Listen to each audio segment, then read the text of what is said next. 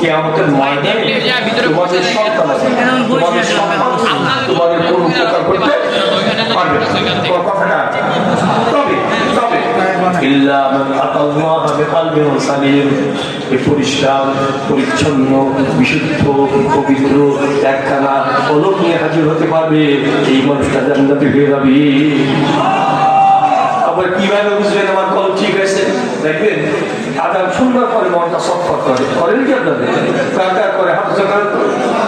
আলহামদুলিল্লাহ, আল্লাহ পাক কলবকে সুস্থ রেখেছেন, আলহামদুলিল্লাহ বলে।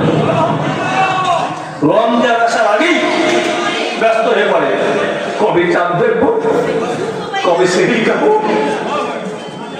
কবে দিনের বেলা না খেয়ে থাকবো, রোজা রাখবো, সন্ধ্যা ইত্যাদি করবো, আবার খদ্দের তারাবিতে দাঁড়িয়ে যাবো। রমজান আসার আগে থেকে পিপাসী অপেক্ষা করে, তার কলমটি অসুস্থ না সুস্থ, পরিষ্কার পরিচ্ছন্ন বিশুদ্ধ পবিত্র। হজের মৌসুম আসলে অন্তরে কান্না শুরু হয়, কবে যাবো, অনেক বছর আগে গিয়েছি এখন যেতে পারলাম, আবার কবে যাবো। অনেকের মনটা সফর করে না, করে নাকি? তার কোনটা ঠিক আছে বলুন তো?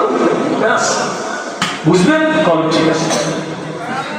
যখন রাস্তায় চলতেছে নানা কোন চিন্তা আসতেছে, বলে না দুনিয়াবি চিন্তা করে লাভ কি, কয়েকদিন পরে মাঠে নিচে যাচ্ছে।